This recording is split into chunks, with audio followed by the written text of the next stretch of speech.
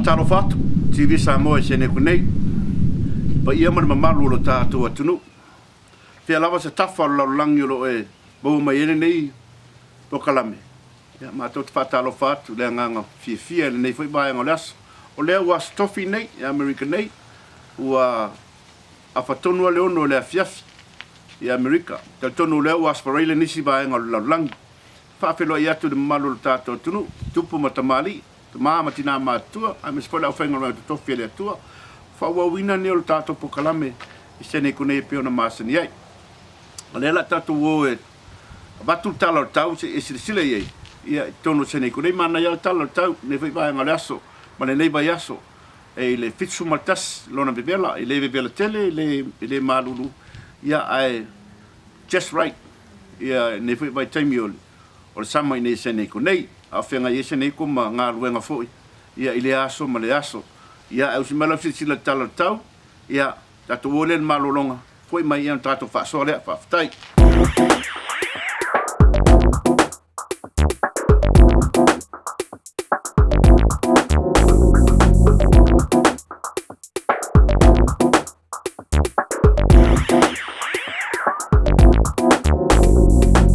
Ia malo lava na sai. Ia mana malo tātou atunu. O le vai aso na tene, tonu a sene kone, sa whai se o taolonga tau wāwha i high school po le athletic day high school tonu sene kone. O le vāsala na tene sa tele lava le i high school na iei, tele a onga sa awai lea fo i wha moe moe. Ia e ova atu ma le suma lima high school.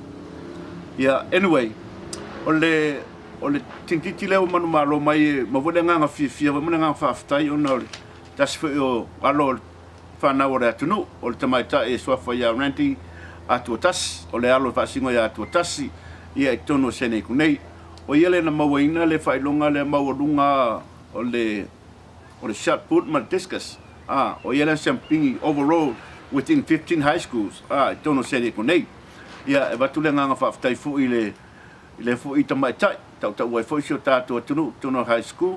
Ia, mantua mai lefto a high school. Ia, a lewa o silima o mawai fo tūlanga wo o ie. Ia, o lera la fa asolo solo tununga kolisi, ma tūlanga fa pena. A o tātou iei kolisi. Ia, mantua fo i tātou poka lame na watu tau sanga tiani. Lea sa iei le tumaita i o laulaunga a tau sanga. Lea o tonu, lea o saungi mo le Olympic. E le talonga foi leo le shot put ma discus. Ia e malo losi tēnei ti Samoa. Ia tātou talo mo le foi ia tamaita ia mese alon whanau o le tātou atunu o lo tono high school ma kolisi. Ia e mese mei o talonga. Ia whae ea foi ia wā mātua ia mese o le tātou atunu. Watu le nganga whaafitai e tātou talo pia ia mona ia lo ma whanau. Ia o talana i tono sene kunei. O le vai aso o liu mai.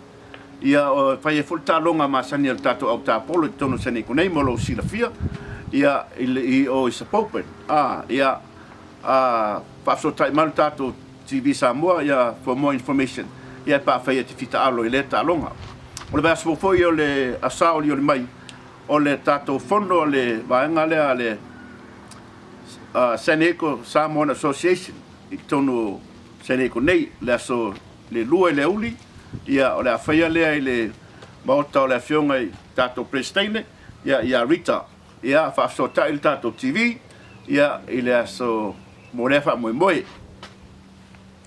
Just because, ia nisi whea i o manatu o le tunu o lo tu pisiripea, po o wheme o iei Samoa, i nei vai tau, o la le tūlanga le iei, o tele o ngata o le ngata le alo whainga o pālokta ma tūlanga whapena. Ia refo i tū whesilea nisi. O lan meo, langa o maa losi se le sau o le tulu leo saina. O maa losi le ngata ia tātou. So se vaenga o le South Pacific. Ua o iei saina. Ia, o manatu malangona vea ia. Ia, just for that, I want you to watch this video. Ia, sira mea le video lea, ia, tau tulei whitangalo le tātou. Tinu, au si marau lau sila. It's no secret Australia's relationship with China is as complicated as it is fragile. On the one hand, they're the key to our economic prosperity. So, if we want to be rich, women bishiai jongkoren.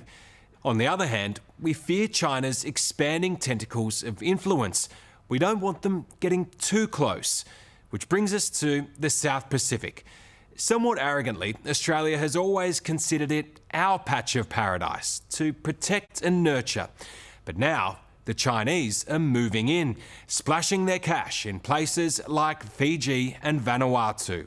So, what's next? A Chinese military base right on our doorstep? The tropical playground of Fiji. It'd be hard to think of a more idyllic location for two nations to, discreetly at least, butt heads. But that's exactly what was happening in Suva Harbour last week.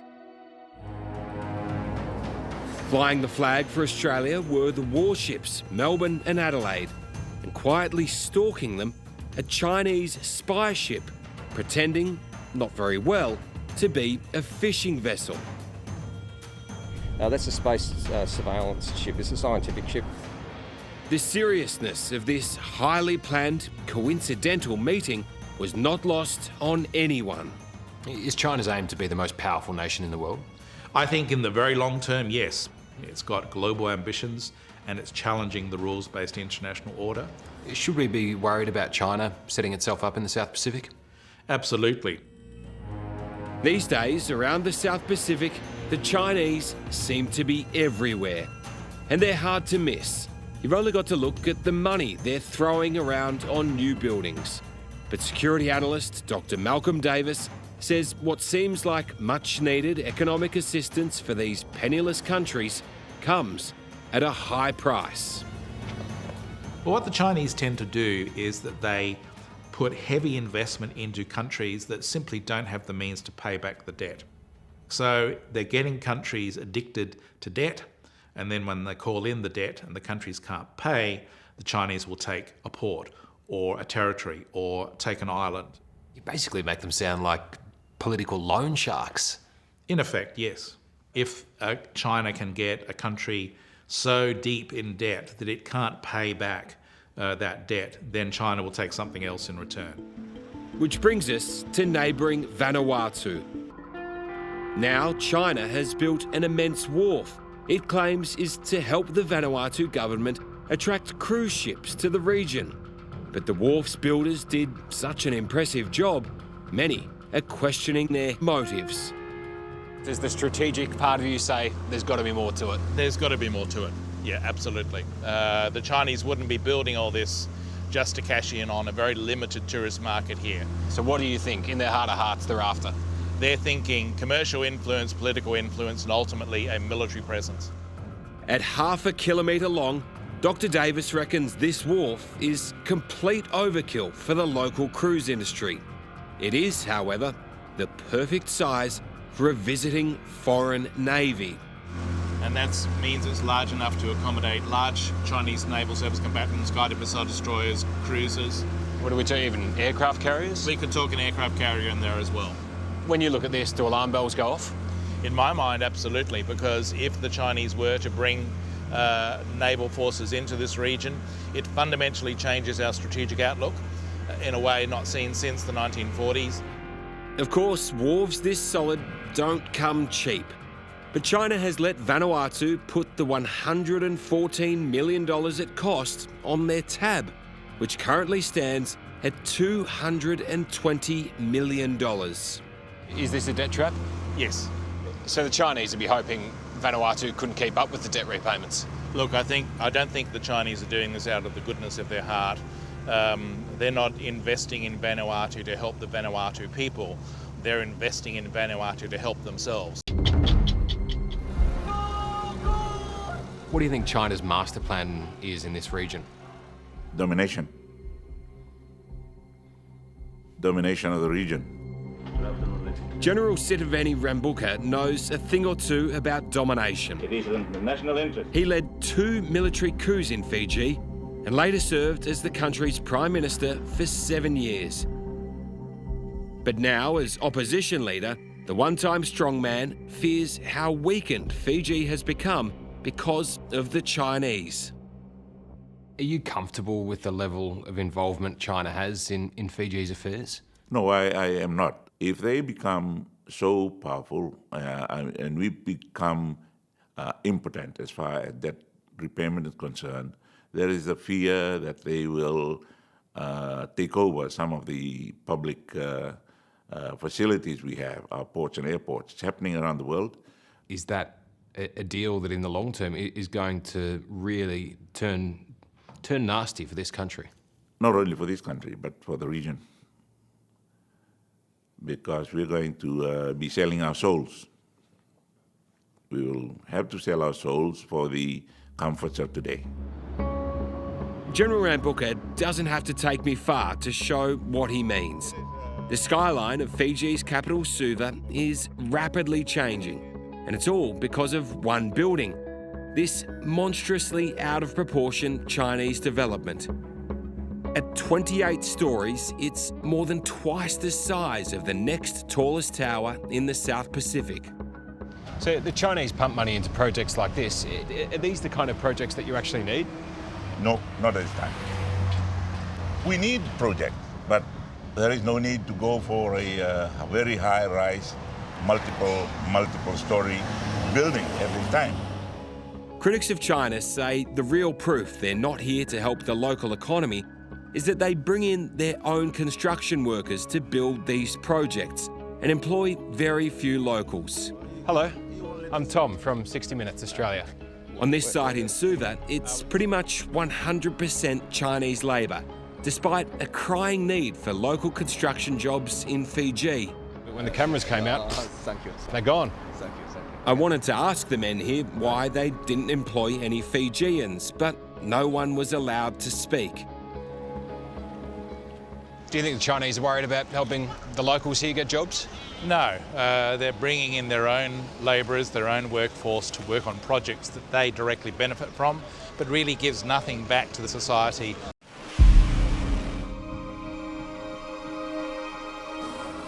Is that China's goal, to be the top dog? Absolutely, yeah. There's no doubt that China is going to become the most powerful country in the world. Chinese-born, Canberra-based security expert Adam Nee is another who warns that China's money comes with onerous conditions. Money's pouring into the Pacific from China. Are there strings attached? Absolutely, yeah. The way that China delivers aid and does business is different from the way that we're used to. What we will see to be bribery in the Chinese case seems to be okay, and so that creates a number of issues for these countries where China is just trying to get the job done, perhaps through ways that we wouldn't consider to be appropriate in Australia. Ya, o le video na. Ya. Fe labo yelo finangalo. Le foi video ma na faari atu. Ya. Le tu fisiringia foi le mamaro tato atunu. Tawa na failo atu. Tulanga o ye saina ma. Isi atunu o laulangi e maisi le South Pacific. Ya, tulanga o ye kona isia ma tulanga pa pena. Ya, o fai asi malo si ma sawa o le alo saina le ye. Ya, na ona fa mana tu atu fio tato atunu. Fai se malo longa foi mai. Ba wala manoa fa tata no ai male. Te mai tai tu stala sinia e Samoa. La fionga ele te mai tai a Lagi Kerresoma. Ya umar ko masale ya umar ya tai.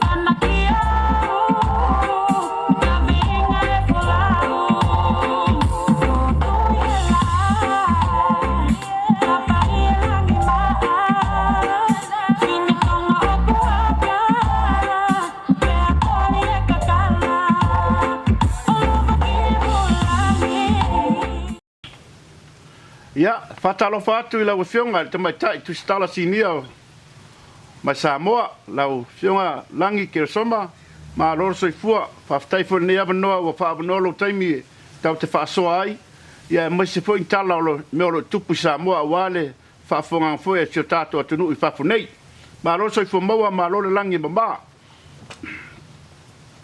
Ia soifua manuia Tuilaepa, ia whapena koe lau soa tau, ia la whionga, ia pastalanga koe ana ulu, ia tātou tau pai whamanuia uma, ia loko le li, le nei a uli.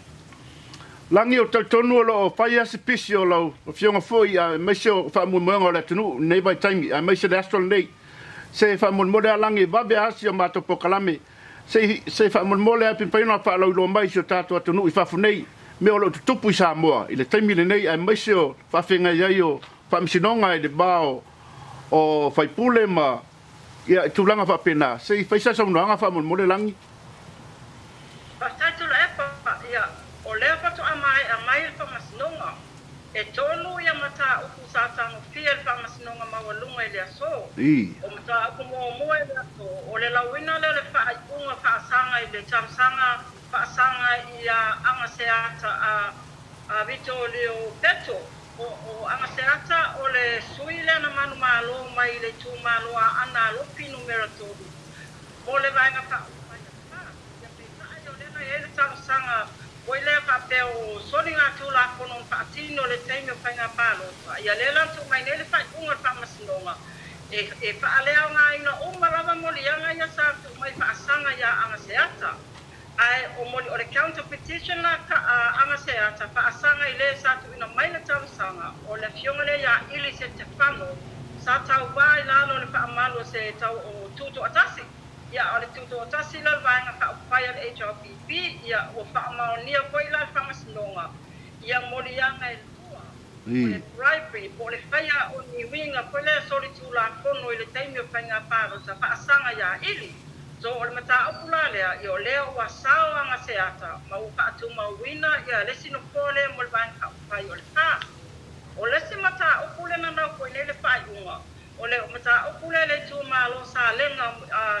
lenga mua o le mata opu nei le va o le fionga ia te kule ai pai savalu a pai mata o le suile na manu malo mai sa lenga mo le vainga ka pai ale pas ai na talo sanga ia la fionga ia afualo Dr. Wood a sa lele o le tai foi le vainga ka pai o le tau tua Samoa ia I molianga I ono fa sanga ia te kule ai pei tai fa unga fa masinonga ile aso ia wale fa nga ina mo fo ia molianga ai ua whaamaonia le molianga e tasi whaasanga ia afualo o lona winga o afualo ma le sui le sa tau wā whaatasi ma anga seata le tū malo a ana lopi numera tolu ua le toianga vaala ua e tau wā I le pālota e leisi se 15 tau sanga o sala na ia I ala tau ka whaamaonia wow o le mata ua le sa tampia I muli nei le aso o le whaamanino ina lea le whaamasinonga o lana whaiunga le vevesi nei le atunu o le mata opula I le nafoa foi le tasi le poa e ono lea sa whapena manuma le na filifili ia le tamaitai le pola fionga ia li ima le manu alofa tu au o le whaiunga na le whaamasinonga maualunga ele whaonga ina le vaenga e tu mau lava I le lima ma ua whaaleanga ina ila no poa li ima le manu peitai na apilia le official lawyer sili le whaiunga la lea. Le whaiunga la lea le na toi tali e le whamasinonga le apili. Ma whaamaonia ai e ta tau lava ona ono no kōta ma e ta e tonu o le palemene. Pei tai la e le talo sanga le vaenga whaupaya le pas. Na la tau whesilingi ai le whamasinonga. Ona o pewa na ona tuku mai o le latau whaiunga. Ai le whaamanino ina le winga o le whaiunga. Le la na tali le whamasinonga le aso. Ona o le whaiunga le whamastonga pili. Le na mafua ai ona sao noa whaapea le fionga I le pale mia tau kusimea ia Tuilaepa sai lele lupe soli ai le whaapea. O lo tu mau lava le numera a le vaenga whaupai le JPP lua siku ono ma le pas lua siku ono. O whamatalanga na ia Tuilaepa ma le vaenga whaupai le JPP le na whaamanino le whamasinonga I le aso. Ele sao mai ese se o le tala le whamasinonga Ele iai foi se fai unga fa masinonga fa apea e aua ne I taua fia palemene Samoa pa ulava fai unga fa masinonga o apili na tuina mai e le mafai ona fa unga ina le vaenga pasfu pa tasi a ole tato fa abai le ma waile no pole tasi ile terminate se ibanga na ua uma fai nga palo tala iti o la mane be tai a fai a sao mai se tama e tai fai nga palo tala iti ia e a toa ele ono no pole palemene o lona winga ele fa nga ina lava la le tula como le la na sao no ai le pale ia le famasi le na fionga famasi no sili le aso ele le ona fa awinga ina ma ko ile ma fautua ina e lo ia ele ngata e lo ia Samoa ne fa pelo ia mai New Zealand ia la fionga le pale mia fa pelwa nga fa ia le HRPP o le puela o toe fa mamaka mai fa masinonga ile taimina fa ele na to fa ikunga ua luas puru ono lava ia numera le fast ai luas puru lima le HRPP be tai line ua fa le nga ina le no fo la fionga ia se Yuli Wellington o le tumano nganga lu leo pa ua ila le numera le HRPP ile luas puru fa ai tu mau ia le fast ile luas puru ono o se ale tulanga la ia songa fua e peo la sunga fua le aso telele le olo o tuli matai o le atunu ona o io le la atu mai e le fai unga le fa masinonga ile fa tautonga le sa fai al vaenga fa fai al pas ile aso lo se fa me lo se fu tasi a sauna le fai unga fa pea o lana tonu maliko lava le fai fa tautonga ia wa bala au le palemene a Samoa ele vaenga fa fai al pas ai a sauna fai unga e soli tula kono ma ele pa abael pa tau tonga no fai ia wato e foi Samoa e to e pa atino le si fai nga parota e tulanga la na leo ta atia nei ia le tu ia mata o pule terminei pa masinova a ole asola vai ia e sua swipi e tolu le ia mata o pule na manu malo ai ia vai nga pa o fai al pas faftai la wa fionga le mata sinia o ngomanino bala o le mata upu a le fesili foi le langi fa mole o le la o manino mai o le o lusulu ono le lusu marfa o le fo ta tia mai fina lo fa msinonga o le e a fo e o ta tauna lo suia le fono ale al parlemene wa le fa ngaina le te mai tai le ono ye no fo o la se anga tonu ta tia ye le mata upu le e le ta taulona na fai usul fono al parlemene pe fa tali pe le songa fua le fai unga o le fa msinonga le o di mai e te tau lava no whaatali le asonga fua, o no le asonga fua lava ia patino i le whaatau tonga. Ma taulia koe le terminei, ua na o sui whai pule o le whaas, o lea ua mai e o na whaatau toina, e tu sa ai ma le whaavae, pia mai e a se pasu lima o le whainga whaalota. So a silsila la ia i sui uma lava le HRPP ia na sao mai le whainga whaalota. I le terminei, Likoli, ele ai mase solato e ta ua se fai pule, ona ele I whaatau toina. O le foi laua whaata atia la fionga I le palemia filfilia la fionga ia fia me na omi mataa. Na ave ele ava noa. Na ave ele ava noa I la fionga I la Tuilaepa malana vaenga. A whaapea foi le vana aule maalilia te vala aule palemene. Ia e mawhai ona whai petu na inga. Ai o atu tutong le whaatau tō. Beitai.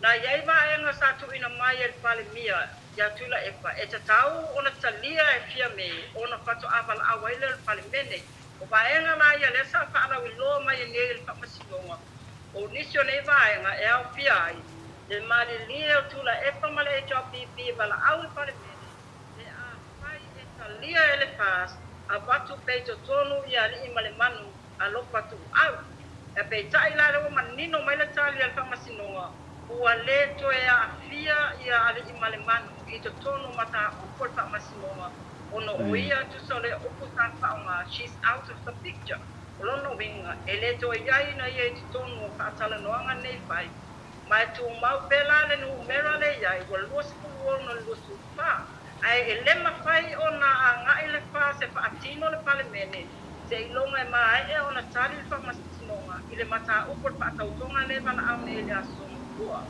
Mai tau mai foi. O le si mata o tele le aso fua. O le mata o foi le o le contempt of court. O le tongo. Ia. Ia sa tau fesili atu ai lang. Ia. O le whailau tupu. Ia whaatasi ai ma le loia siri. Ia ma le sa avea ma konga whetalai ko ni maota i le whaia inga wa tia nei. O le sila mata o kule na. Le lua ia mata o te tele ia whaatalia le atu i le aso fua asa nei. Uia, e mole atu lenga ngā whaafetailangi o lewa manino ia mata o le vai le fui whaamanamanga e whengai mole atu nu. Whaafetai fui le whaamanoina o lo taimi. O tautonu e ono tā taimi ua pupu. Ai watu lenga ngā whaafetai tele lo whaafonga le atu nu ma sila fui runga tātou poklame i le tala mai Samoa. Ia tautonu whaamali e fui le lato whaafonga mana mātou. Wawai atu ma sila ifo lo tātou atu nu ua malo whai o le whaiva. Tautonu whaafetai fui le nganga o le soso ani mai, tautonu lo whai lava se o pisi e whengai ma Samoa ma tūlanga o iei, ia wa whai asi be vesi tele o Samunta ngai vai taimi. Ia tātou talo pēr i le atua, le ngase o malo, ia mai pelo na nganga e whengai ma le tiso tātou atunu, a mai se le fionga le sauwhaapito ma le vaenga whai at fast, ia maua pele nganga o le atua, maua le nsai, e whaafitai lava fionga le tamai taisinia mo lo taimi whaavanoa, moi maua le nei fiafi, tautonu foi, tātou toi pisi na whai foi lewa i aso, ia i nisi meo te tupu, i nā i Samoa, le nganga whaafitai, i manu ia tere langi, a maise fuwhanga nei aso, pe ngai mga ruenga, tātou toi tala noa whaafitai. Ia, aso i fua ia, aso whiriloa i me, toi te meo noma. Whaafitai, tai langi, o le tātou pokalame na nei a fiafi, ia tautonu whamli ina lau, sisira mai malau mai mua mai malo le tātou atunu, masalo lo tu pisili foi nisi, o fe ye jei le masani o mato lua ia o jei la loka I o jei la loka o kele lopo fe kulanga o ye anyway le o la fa la bele sunga ia jei ni fu fuanga fa le ainga la le o le lava mai le ia fiaf ia fa fa te sa mo a fe fo si tala o le tautamali fo ia la fo nu le ainga ta tonu a to ia o to finangalo ia so mato manati tu at ia fa o se se tautalanga ne fiaf ia malu a vi fale ma to talo pea ia fa manu ia pea le tuai fo fanga to toyo nei vai aso ia mai so tato te mama tina ma tu ma wolo to malos ia pa pea fo pa ia la fanga luenga ia ma pea le nganga le tua ia war fenga ia malon finangalo ia o ma to tala ia manu ia tele tato filoi vai fo ia mai se fo tato malo fa lo ngia ia te mai taisi tu stala singia ia Lagi Kerresoma ma fo deva no vai fo tato to fa so ai mo nei taimi fa so foi essa amor.